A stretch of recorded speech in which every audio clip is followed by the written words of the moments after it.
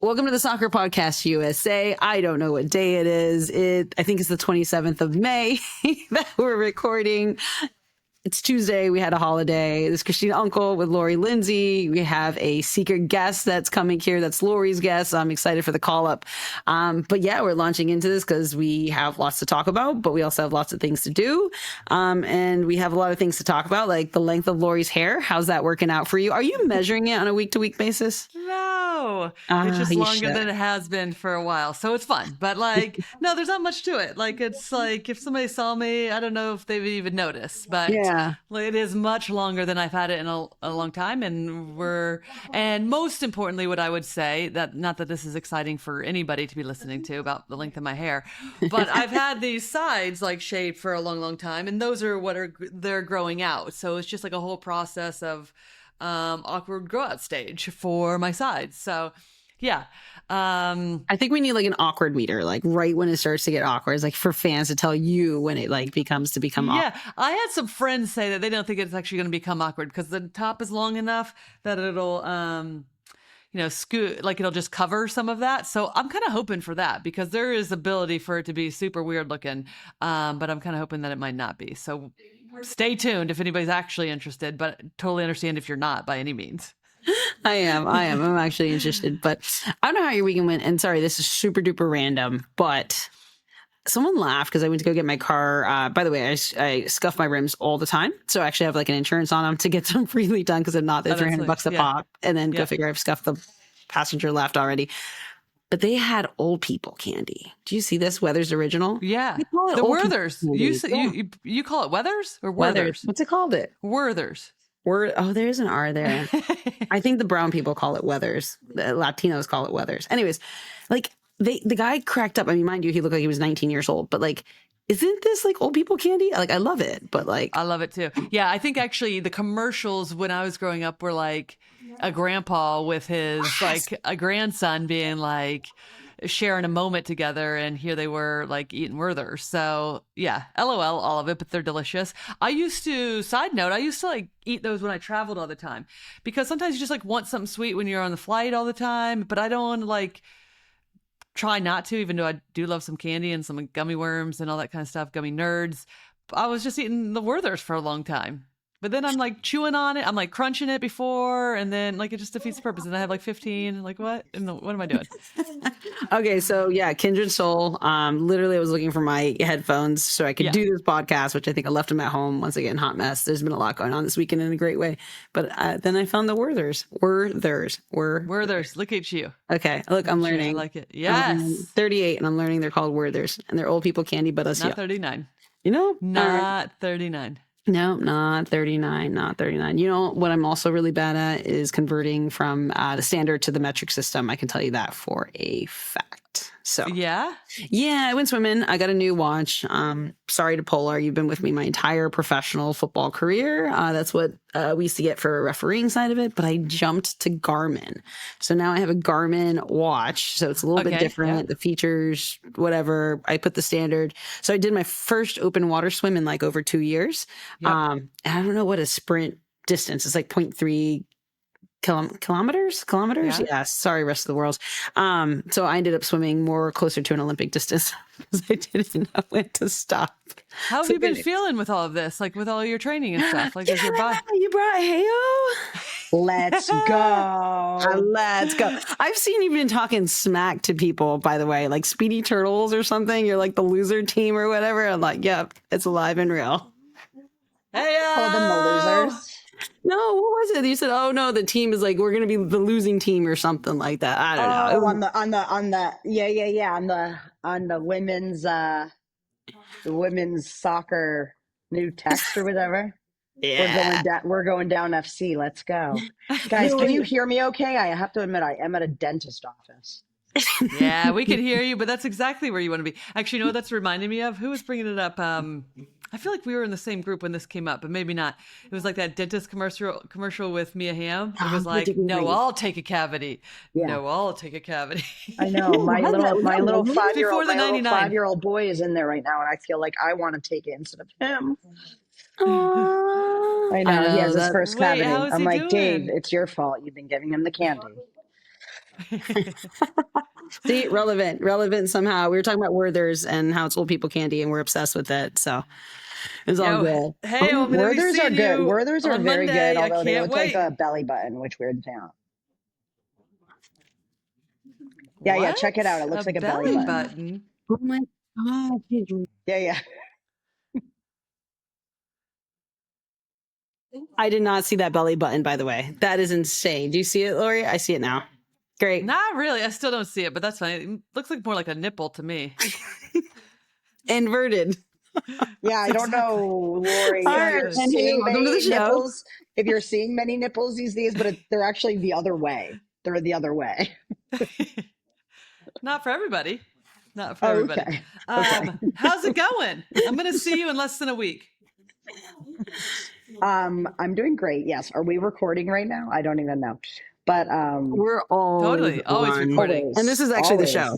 Yeah. This is it. Like, gotta go in. I am doing really great. I had a great Memorial Day weekend. Went to the beach with my family. Arsenal women obviously winning Champions League was a big highlight. Yep, huge. UNC Lacrosse, who I'm good friends with the coach Jenny Levy, and a bunch of people I really care about are involved with UNC Lacrosse. They won the national championship, so it was a good day for winning shit, as they say. And yeah, now just final odds and ends, getting the squad ready for TST next week. We're going. It's go time. I certainly. Hey, I'm going to put you now in multi-club ownership, whether you're professional or non-professional, right? Like everywhere I see you, you have like one team here, you're advising another team here, you're running the world here. Like, what, one team wasn't enough for you to run post career? You had to run multiple.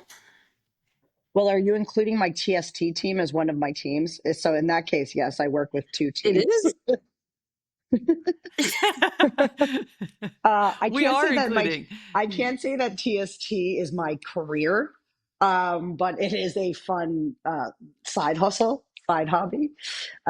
So yeah, right now working with Como 1907 is my actual career, but yes, TST takes up a lot of time and headspace as well.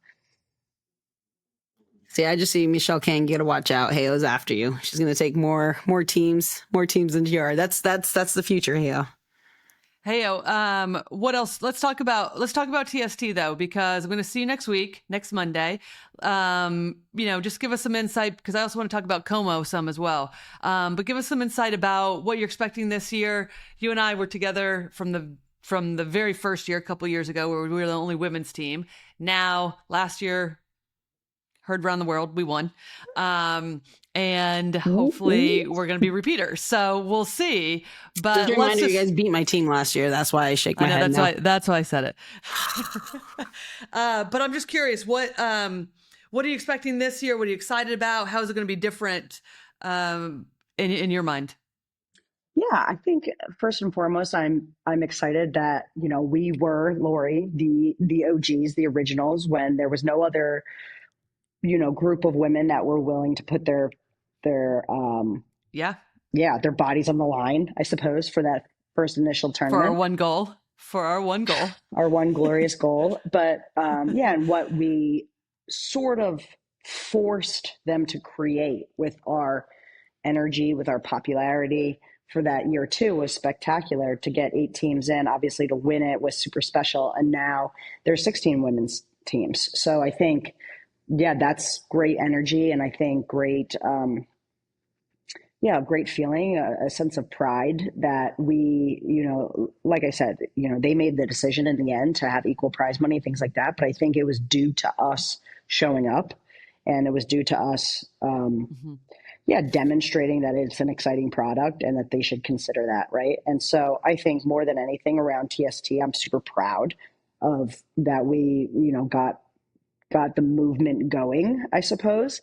And so that's the primary feeling. And then the secondary feelings are like I am team captain, I guess you can say, as Lori knows from all my, text. Yes, you are. Let's go. Text throughout the year. There is a lot of admin things, right? Like we have people flying in from around the world. We have, people nursing injuries. We have to make decisions on injuries and player selection and things like that. And of course, raise some money, right? Because as much as this is a hobby, I would prefer not to foot the entire bill of flying people in from all over the world, right? So these things cost money, and every team needs to raise a significant amount of money for all the things, right? First of all, your entrance fee, second of all, your flights, your hotel, food, and we try to show the squad a good weekend, right, Lori? So that means player care and helping people find babysitters if they're bringing their children. Yep. And so so the costs do add up. I think the original ticket price to get into the tournament was about $15,000 just for the entrance fee, and it has grown substantially through the last couple of years. It's kind of different if you've been in the tournament before or if you're new, but let's just say around $30,000 just to be an just for your entry fee, right? And then flights and all that kind of stuff is on top of that. So yeah, you're looking at least $75,000 to get everybody together and to make this a week-long event. So you want it to be good. You want it to be worthy of people's time. And a big part of what makes TST special for us, and I know US Women, is sort of the camaraderie aspect, and the vast majority of the team was involved in the national team in some way or another. Some not, but that is obviously the core tenet of our team. So it's sort of getting the sisters back together, and I definitely want everybody to have a good time. Yeah, no, I love it. I think you guys proved once again the commercialization, that the product is still there, for the male and the female side of it. So yeah, thank you guys for taking one goal for that first year. But, we've seen these teams, right? Many of them are indoor league teams that are coming out and playing outdoor, right? So that style of game is in and of itself. But I mean, you guys with TST, right? World 7 just took off and just finished this past week. There's so many different kind of events like this. I think for me, one of my questions is you guys played and now you guys on the business admin side, like what would you have wanted to know as a player that you guys are now going through now that would help kind of manage expectations from the player side, right? Because I get that beautiful hat of a GM as well, but also the president side. So I'm working on the financials. When players are asking me for left, right, I want this, I want that. Why don't we have this? How can we have that? And it's just what could I say to help them aside from boring the heck out of them about teaching them on the business side of football that you guys would have wanted to hear? So you could be now I get it, or now I understand why maybe that decision is being made over others. I think that's a great question. I think broadly education for the players is key, right? And I wish, and certainly I think we could have, Lori, dug in further as players, dug into our contracts, dug into, the financials of our parent organizations, whoever we were working with, whether it was WPS and WSL. I was kind of naive and oblivious. And I think to an extent, that's okay for players to do because you have to worry about your craft, right? But I think that I probably would have wanted to be more informed just on everything that we're doing in terms of how much do things cost, why does it not make sense maybe to fly private, right? For every game, right? When maybe it does make sense to fly private, just to kind of understand some general economics behind the sport, I think would have been helpful for me. And just a general understanding that yes, women's football is doing some really good stuff. You look on the weekend, obviously the support that Arsenal had over the weekend was a beautiful thing, right? And some teams are making some money, but it's not many, right? It's just the reality of where we are right now in the women's sports ecosystem. And, I think that's a harsh reality for people to hear, but it's an important reality for people to hear that this is something that we all need to understand, and we need to dig in, and we need to get creative and innovative on ways that we can make it sustainable. My biggest thing is, as the women's game grows, is ensuring that people who built it and built the foundations and the product and champion for it are the ones that are also on the business side now and be the ones earning the money by building the game into what it's going to become and what it's already starting to become, instead of other people earning the rewards off of your guys' back. So thank you both of you guys for continuing to do that, because that's one thing I tell my players all the time. I'm like, I'm not talking to that person unless you're getting a percentage off of that corporate deal because you brought them to every club you've had and you've not gotten a single thing. That's called a finder's fee, man. So thanks for doing that. Yeah. Well, speaking of business and the business side of stuff, one of the things that has sparked from TST was like a very cool relationship, Heyo, with Como 1907, the first year that we played in TST, because we actually played them. And then, yeah, just that a relationship was born. We enjoyed them. We had a lot of communication with them throughout that tournament, and it actually has led to a really prominent position for you in regards to being like basically the head of soccer, women's soccer over there. So let's talk a little bit about that, because you are venturing into the business side of stuff. And I'm just curious, I know we've talked a lot about it, but I don't know. I mean, I know you've also talked about it on another podcast, but I'm just curious to hear what has been the biggest learning aspects, and what does that look like in general for some of the listeners that maybe don't know what that position is. Yeah, to give everybody a high level introduction to Como 1907, pretty much got to know this club from the first year at TST. And I had read an article about Cesc Fabregas late in his career, becoming a player coach of this Italian club. And me being somebody that just always loved Italy, like I took Italian in school and Cinque Terre, I went there for like Leslie Osborne and all my friends, like on, girls trip. Like I've just always gravitated to Italy. And so when I saw Cesc Fabregas come out to TST and they were put into our group, I was immediately drawn to their story. And as Lori knows, after the game, we had like a pasta party with the guys, after they smoked us. I think 8-1, but that was the game that we scored the one goal. Joe Lohman scored the goal. It doesn't matter. It doesn't matter. Yeah, after they beat us 8-1, but we had the goal. We had a beautiful pasta party with the guys and the staff, and just got to know them. And at that point, they were in Serie B. And a wonderful story, so very similar to like a Wrexham situation in Italian soccer.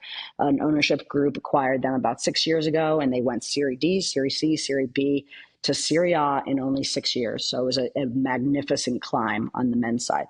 So once they got promoted to Serie A, and they of course met us, and we charmed them up, Lori, they said, you know what, it's time for us to invest in our women's side. We don't know a lot, to be honest. We don't know how to do this.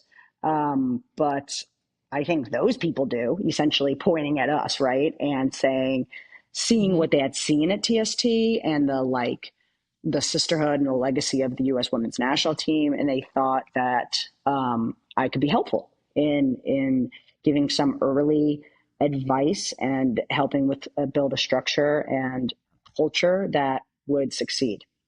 And so for the last 10 months, I've been head of women's football at Como 1907, and I've been doing it remote because, I have a family in America, so I couldn't exactly move to Italy, but I've been going over there about once a month.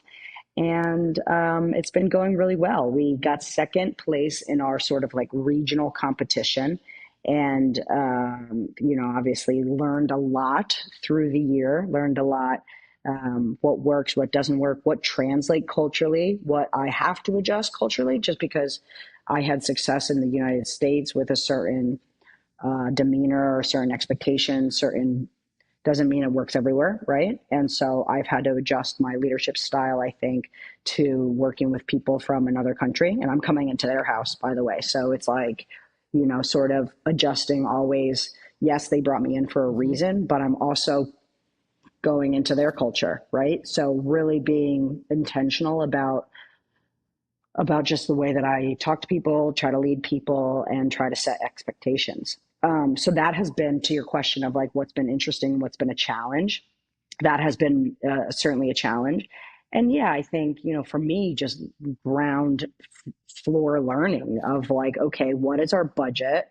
What are players making in fourth division women's soccer?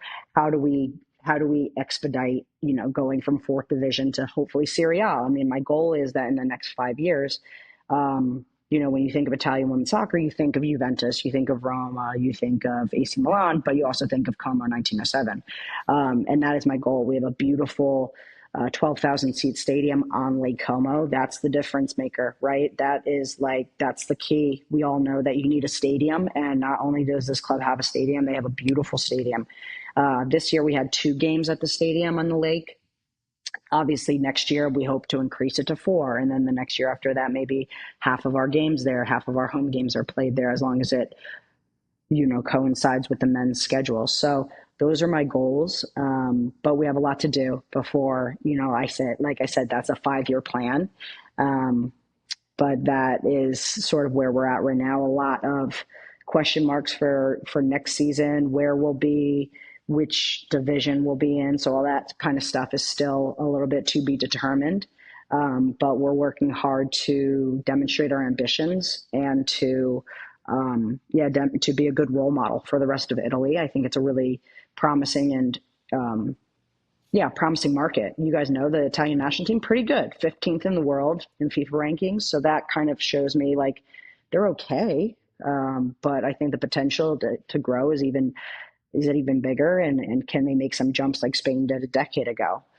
So I'm happy to be, kind of dipping my toe in the water of a different culture. And again, I think I view myself as a global ambassador of the game. Granted, this is and this is my career, but I also do think that there's a goodness in growing the game, and this is just sort of the next frontier for me. So, pure selfish plug. Do they want to come to Tampa in July, early August for preseason? I had a team that were playing against a Spanish team. Unfortunately, they just aren't able to come anymore. And now I have to kind of scramble and get a preseason tournament kind of fixture set up. So my club also plays on the water on Riverside Front Stadium here, where, what's it called? Anytime Tampa Bay has won something, they always have that boat parade. So that's where Tom Brady threw the thing. We're literally on that water. So just a shout out. If you guys want to come over, if Como wants to play, we can set it up. That's easy peasy to do. That'd be awesome. Well, talking from a business side of things, are you paying for the flights, or are we paying for the flights? we can maybe do like a ticket kind of distribution on the profit side of it. It's funny you say that, because I've had numerous teams from the WSL or the Mexican League or any of them all interested. But everyone's like, great, I need 80K to come over. I'm like, whoa, I don't think our game is going to generate 80K in profit. So on top of facilities for you guys to train for a week and all of that good stuff, we could talk though. That'd be fun. Yeah. Maybe I can get some tourism dollars and chip in for the flights. Yeah, no, let's talk about it for sure. We are making our preseason plan, so it's a little late, but I think that the team itself would probably be pretty excited about heading to Florida. I'm not sure if the front office and our ownership group would be thrilled about it, but we can always ask. Yeah, you never get what you don't ask for, right?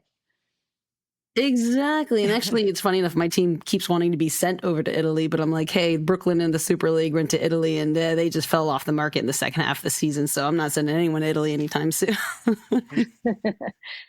Yeah. I know. I don't know what went down on their trip. It seemed like the wheels fell off there, but maybe they had some bad gnocchi or something. Okay, one last question. Hey, real quick. What are your predictions for a TST for our team? And are you, outside of TST, planning on, we got US Women's National Team games coming up, so do you plan on coming out of retirement anytime soon besides TST? Since you are the queen of coming out of retirement. Predictions for TST. I think we're going to win it again. I think it's going to be very challenging, and we have to go game by game. It's 6 games this time. So obviously, like, going back to that old school U.S. Women's National Team mentality, like, we can't look past the group. We just got to get through the group. And then from then on, it's one game at a time. I think now we know the structure of the games in terms of what you need, in terms of substitution patterns, in terms of what you need in, at the end of the game. Obviously, it's the target scoring, which I don't know if listeners are familiar with, but basically it always ends on a golden goal. Too complicated to explain, but essentially, read about it. You have to win on a golden goal, and if you don't score after a few minutes, you are taking a player off the field. So there's all sort of strategy, and I feel like we feel more equipped to have success in that now that it's our year 3. We are the wily veterans, not only in our player age, but also it's our 3rd year. And so hopefully we have a leg up in that way. And women's national team, as delusional as I am sometimes, I think that ship has sailed, Lori. And I don't think that Emma is calling me up anytime soon. At least if she has called me, maybe I haven't recognized her phone number and it's gone right to I thought it was spam or something. If she's been trying to call me, I just didn't get it. So, but no, I think that the future's in really good hands. I was so pumped, obviously, to see 3 Tar Heels, got to throw that in, 3 Tar Heels raise the Champions League trophy. And as you guys probably are aware, I never played Champions League until I came out of retirement and played with an Irish team because I wanted to play Champions League. But I only got to measly second round of the qualifiers, right? These the Gunners went all the way and won the damn thing. So really, really proud of, not only the Tar Heels, but Lata Wubemoy, Alessia Russo, and Emily Fox being those 3 Tar Heels on the Champions League winning side. But all of Arsenal still have a couple good mates, as they say, on the team. Of course, like Katie McCabe and Leah Williamson and Kim Little are still my buds. Don't get to see them that much, but of course shooting them messages, and just thrilled for them in the club because they have been really spearheading the charge for a long time, for decades now. And to see them go all the way in Champions League was really cool. There you go. You heard it from Heather O'Reilly herself, Champions League player. Has that be able? Just don't tell people when you came out, and right? Goal scorer. I scored. I scored with my head in the first game. In the Champions League. Yeah, I did. Get out! Really? Mm-hmm. Can't take that away from me. Let me go find that clip. Nope. Keep that for sure. I know your time's tight. Thank you for joining us at the dentist. I love it. That's kind of half the time Lori and I are running around too, and our producer's always trying to hunt us down and see where we're at. So thanks for joining us here on the Soccer Podcast. No problem, guys. Good luck. Thanks for having me. Thank you. I'll see you soon. See you, Heather. Bye. All right, so I didn't have time to tell this story for Heo, but one of my favorite referee top 5 moments. I was on her retirement game. I officiated her retirement game, and I think it might have been that game, or maybe they were playing China, which is like full circle, right? Because USA is getting ready to play China. She knew she was in an offside position. Okay, so it's balls in the corner area, near the corner flag. Heather knew she was in an offside position, so she runs back on-ish, kind of, but the play hadn't moved. The defender's basically holding the ball, right? Being like, Christina, when are you going to call offside? And I'm like, well, Heo knows she's offside, so she's not going towards the ball. She's kind of running away from it. Right. But then the defender kept staring at me, expecting me to call offside, but Heo didn't get involved, so there's no offside infraction yet occurring, right? And then Heo's standing there, just staring. You know how intense she always got, staring at the ball, and she just wanted to go for it, but she knew she was offside, and she just kept staring at it and just running in place because she wasn't wanting to move forward to get called offside. Oh, no. And it probably was 20 seconds, but it felt like 5 minutes of Heo standing there, knowing she's in offside position. She can't go to the ball, resisting mentally to go, and the defender staring at me, expecting me to call an offside. And I'm like, I've never done something like that in my entire life. It was the weirdest thing ever. God. I ended up just calling offside just to get it over with because it was awkward. I like that that's your one story, because I thought there'd be way more ones that you wouldn't like that are not PC that you'd be able to. Not that Heo is she's heckling. Just intense. Exactly. Not that she's heckling refs or anything. I just thought there would be some funny moments. So no, that was just one of the weirdest awkward. Because I can always remember. I remember standing there watching and just laughing because I'm just Heo knows she can't go. The defender thinks that the person's offside. Nothing's happening right now, and no one's getting involved from the other team. Everyone's just kind of staring at the situation. But no, I mean, I think, gosh, Boston Breaker days, obviously North Carolina days, what a legend. Like, what a legend. But I appreciate the word she said where she's like, she's so used to a different intensity and mindset and level and expectation when it comes to football and expectations of a player, regardless of gender and that mindset, to go into another country and then having to kind of a little bit of adjust and then kind of bring them up into that mindset. Yeah. I really do. I use all of you from the national team, right? Seeing how you guys trained, how you guys performed, how you guys implemented on the field, being around your guys' ecosystem, even as a referee, you can really see the difference. That she's not wrong with that, not just outside the United States, but inside the United States. How do you create that mindset of a football club to always be pushing and being comfortable with being uncomfortable? And, there might have been pros and cons for you guys when you guys were in camp, but like it delivered. It delivered results. It delivered a mindset, and it delivered probably that incredible sisterhood you guys all have, because you guys have gone through some crazy stuff with each other. Yeah. And the thing that's unique about, I mean, I would have the experience too, but one of the things that's so unique about Heyo is that she lived it for such a long time, with like going into the national team at such a young age, having a long career and coming out of retirement 10 times. So she has a plethora of experiences at the point to be able to take over that position at Como and learn on the job, but also thrive at the same time because of her mentality and also all of the experiences that she has. So like, okay, these are the little things that I know are going to be non-negotiables, and then we'll create whatever is most specific or needed in this particular environment as we go.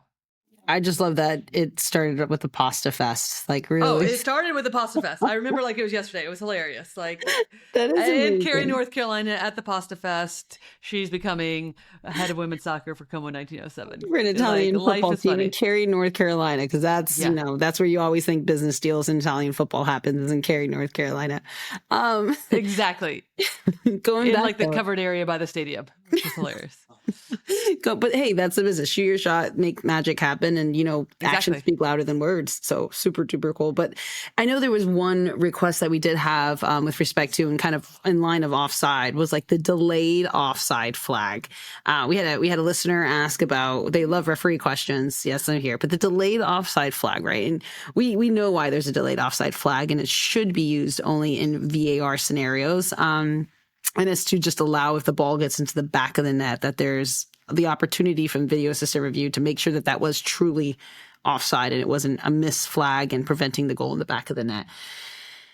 Do you have any thoughts on that? Like, I know players initially hated it because you guys had to run that extra 20 yards, et cetera. But now, like, is it something that's more acceptable in the football? Yeah, I think that's exactly it. It just does feel more acceptable. Even as like somebody in television, you can see the flag go up at being live at the stadium, and you just know, you know that it's pretty clear offside, and you know they're not going to put the flag up until there's maybe an attempt or something on goal.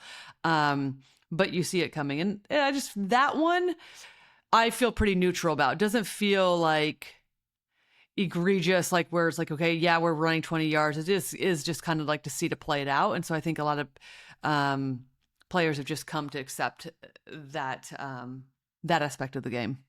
Got it. Okay. Because I remember the first arguments were like, right, player safety, right? They're going to go play, they're going to slide tackle, they're going to get hurt. It would be unnecessary. But I think it's just the reality now. It's part of the game. It's part of a VAR game. So if there's no video technology like that, you won't see that from the assistant referees. And it's probably our producers would kill us if we bring up the Man United play and the foul before the whistle, which I'm going to go on record real quick. That referee did not cost that team $1 million. Like, I know people were going in and saying they cost them $1 million. I would argue that maybe at least 500,000 of that was also cost by the goalkeeper going out for dog so red card. Just putting that on the record. Just putting that fair. on. Not very fair. Very fair. Not American football. So I know we can't get into it because that's not the show, but I just wanted to throw that out. But speaking of American football, you mentioned it, U.S. women's national team. They're back in action. What are your thoughts on some of the latest call-ups? Like, I'm pretty giddy on some of them, but what are your thoughts on them? Oh, yeah. No, me too. I mean, I think this has been like why it's been fun for the Emma Hayes era. One, because you and I know Emma personally and have worked with her within television and stuff, and spent a lot of time with her. So we know her enthusiasm for the game. We know her enthusiasm to continue to push as a women's coach, to just elevate her players, elevate the teams that she's coaching to the highest level. And we're seeing that. But one of the things I think mostly, and it's not a surprise to anybody that's been following our U.S. Women's National Team, is that we're at like a pivotal point. Because when she took over, very little time to prepare for the Olympics, but took care of business, and what an experience that was last summer for our U.S. Women's National Team winning gold. But now it's like this whole period of let's expand the player pool as much as possible. And they're actually really doing that, coinciding that with the U23 national team. So there's a lot of players on that U23 team that are going into camp or going to play in Germany that could have been playing, it could have been called up into the full national team with Emma. And that's how much I feel like we are seeing the pool expand and Emma giving players chances, which is very, very exciting and needed. But when I look at this group, I think first and foremost, LaBonta. I mean, celebration queen, Sully queen, however you want to say it, but consistently has showed up, performed on what other teams she's played for in the NWSL, most recently with the Kansas City Current. She's their captain, really is like the glue to that team. And I think, as we heard Emma Hayes say, they couldn't ignore her any longer. She just continues to be consistent and perform in a way that she deserved a call up. And so huge credit, because the side note to that is if she does play in one of these games and gets her first cap, she will be the oldest player in U.S. Women's National Team history to earn their first cap. So that's a huge credit, because one, that speaks to longevity of her career. Two, just the patience, and then rewarded when the time is right. And so awesome for her, because I don't think she's been in any better position, probably you could say, to really take that spot and go for it with the national team. I think she's going to add something in there that would is no doubt going to benefit the U.S. Women's National Team. So I look forward to tuning in. I'd also say just keep pointing to the goalkeeping situation, because Fallon Tullis-Joyce had a great a few international games last time during the friendlies. But Mandy McGlynn gets another call up. Claudia Dickey from Seattle Reign, that's huge. I think her personality has the potential to really vie for one of those spots, or at least get some game time in these next few games. And then the other one is Carrie Obello, getting her first call up. Orlando Pride, again, kind of speaks to the same thing as LaBonta, just has put her head down, done the work, and does it every single week, which is phenomenal. So again, just speaks to the excitement. I don't think we expect to see much different in the way of tactics. I think it's going to be very fluid, allow people and players to showcase their quality with under Emma Hayes's kind of general principles. But I think they're going to look for people to like just enjoy themselves and fight for spots and showcase why they're a little bit different, right? And why they can't be left off the roster, which is always makes for a fun environment. I mean, it gives her, I mean, Emma's doing what Emma's been saying, right? So that's the beauty. It's like words, and she's like, watch my actions and watch what I do. But it's allowing that fluidity too, as well, to say like the under 23s and the ability, like we see Jaden Shaw, right, going back and playing, and, Corbin also going back. And it's just like, she's showing kind of similar to if she would have had a professional team, right? You got your first team, your second team, and the ability to mix in and move those players, get them competitive minutes, see them and probably put them in a situation that allows for them more time on the ball and be able to be put under more pressure. I really like that development side, because before, to be quite honest, and it just, there always felt like there was a type or a mode. Like once you're in, right? Like it's hard to get knocked out. Like it's just, we're just going to go with what we know and we trust and we're comfortable. And don't get me wrong, the results were successful. So it wasn't a bad mythology. It's just, it's a different philosophy. And this goes back to that development side. Like you said, LaBonta getting it, it's like, no longer know where it's coming from. You're just looking at who's successful and who's delivering now. And, and how can that also kind of bring up with the differences of LaBonta? You said like, who'll be the oldest person with a cap, but then you got so many young ones coming in, the 19-year-olds, the 17-year-old, right? It's just really showing that kind of that depth and the ability now to show it's a bigger range. No one can be complacent. No one can be complacent. Yeah. And last thing I'll add to that is that I just feel like it really speaks to how the contracts worked now. How the contracts work, before was we were under contract and there was only X amount that were given out. And now it's you get called up. That is a revolving door for the most part, in terms of if you're playing well, you can get called in. And then and then that just allows and lends to more players getting opportunities, which is very exciting. And I think the key thing too is there's a flexibility in the way that tactics, because maybe there's different ways that Emma wants to play, and that's going to require a few different skill sets from different players. And now this just gives her an opportunity to look at so many more. But I think most importantly, the pulse that there is a fluidity between the 23s and the full team is so important, because you're still getting games, still getting looked at. Yet there's just so many more opportunities. Now, their opponent, the first one out of the gate, right, China. So I've actually refereed USA China easily like more than 5-6 times. Like that is like the number one team you guys always played against. Huge rivalry. Yeah. It was never an easy game to referee. You guys play them, I think, every year in some type of tournament fashion or form. Yeah. How have you seen their development come through? Because, right, we just announcement of the Women's World Cup, right? The U.S. putting their host and having it. I forgot what year it is, 2031, 2032. I'm losing track. 31. 31. Okay, thanks. I was like, that's a 2031 problem, at least for my purposes. But, the development of the China national team, the Chinese national team, like what are you expecting from them coming out of the gate against the U.S.? Yeah, I mean, I expect them to continue to, one of the things that we've seen from China is that they were one of the powerhouses. I mean, obviously we played them in the 99 World Cup. Sun Wen was one of their best players. And then there was some like down years, essentially where they just weren't what seemed to be not developing as many players. They just weren't in one of the top teams anymore.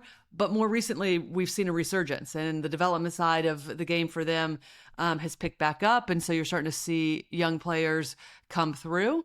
But I think what's so fascinating always about these matchups is just trying to get a plethora of different skill sets from different national teams to pose problems for us. So I think this is going to be a team that's going to be young, hungry, maybe doesn't have as much experience, but they're continuing to build as a federation and kind of regain some of the prestige that they had early on, or a couple decades ago, really.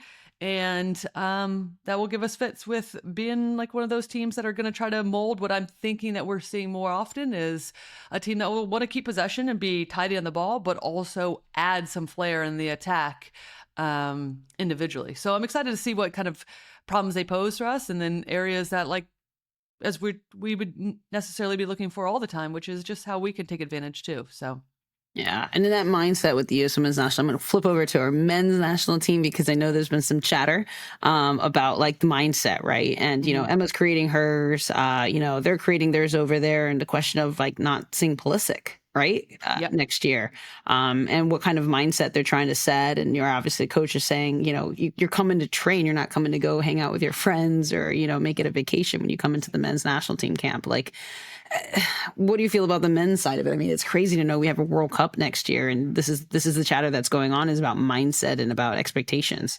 Yeah, I mean, unfortunately, that's what we're talking about. Like, is that what we want to be? No, I think we'd be feeling like we would be happy if we were much further along.